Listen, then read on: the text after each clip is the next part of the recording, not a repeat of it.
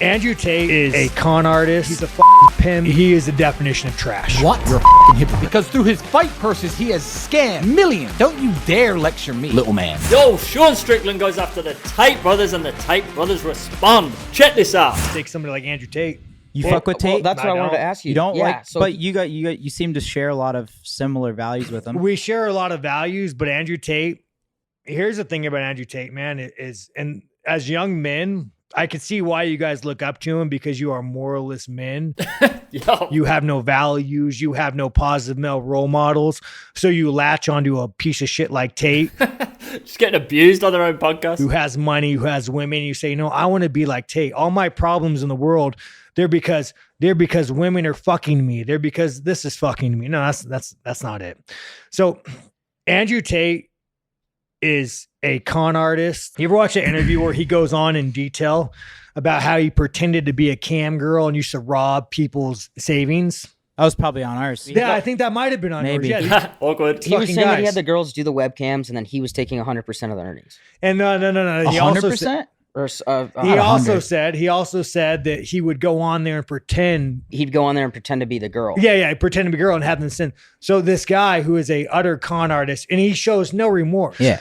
But to see the way he talked with no remorse, it wasn't, you know what, man? I did something so morally wrong. I took advantage of men. I took money from men. It was like, nah, fuck them. Fuck them. I'm a con artist. I'm a piece of shit. It's one of the first times I actually agree with what Strickland's saying. But I'm telling you, Andrew Tate, he's not your messiah. He would turn you out for $1. He's a fucking pimp. He's a whore. Do you think anything he does I think there's preach good and is bad positive? in everyone. But though, too. he's good and bad, but he's a con artist. What I'm saying is, like, for instance, Practice what you preach. practice what you preach. Yeah. Andrew Tate found a con and he's running with it and he's making a lot of fucking money. Don't be like him. Don't want to drive a fucking Bugatti and don't Andrew Tate, you guys. There's so many better male role models to have, and he is the definition of trash. Tristan Tate saw this and responded. Some fighter the other day. I can't remember his name. I think he was a boxer, maybe a boxer or an MMA guy. The oldest trick in the book. Oh, I don't even know who he is. What's his name? Saying something like, yeah, you know, those guys used to scam people with their webcam models. They're a bad role model for whatever. What?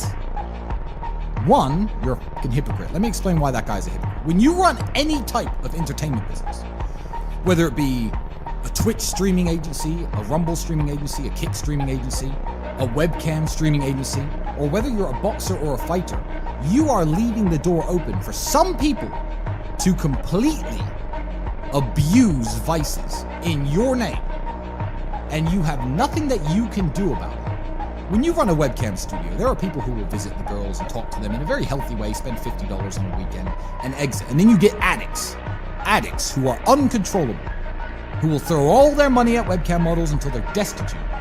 And the addict cannot be saved and cannot be helped by not running your business. You close that down, the addict's going to go to someone else. Now, for this guy, a professional fighter, to sit there and say that I should have some remorse for the addict or some control over what the addict does is embarrassing, because he is yet to turn the mirror on himself.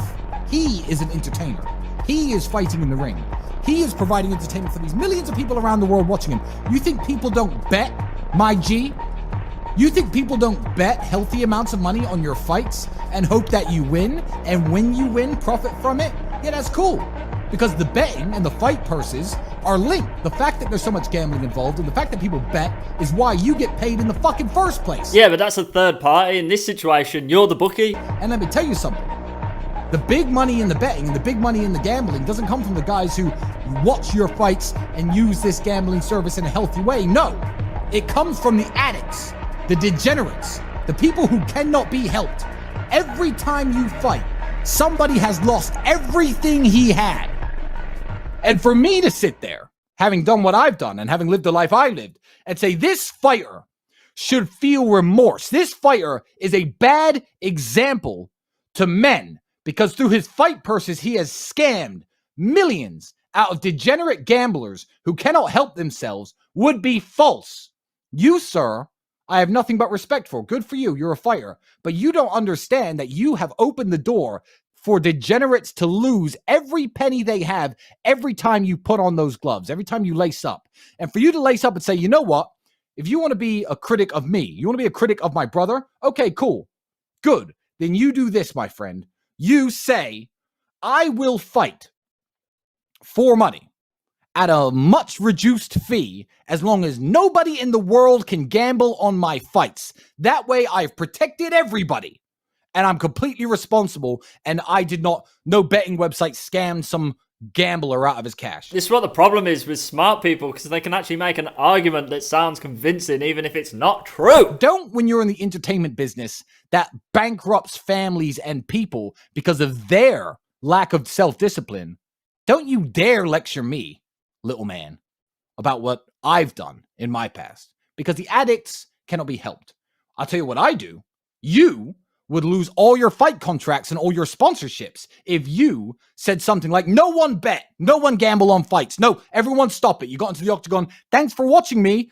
Got into the boxing ring. Thanks for watching me. But don't ever gamble and don't bet. You'd lose every contract you have. I come along.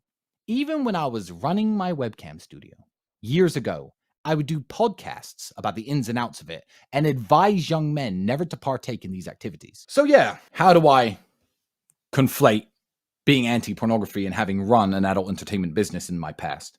My knowledge from the business is what made me anti-pornography. Otherwise, I probably wouldn't give a shit about the issue. And I'm a loud voice on this issue. And I'm changing young men for the better.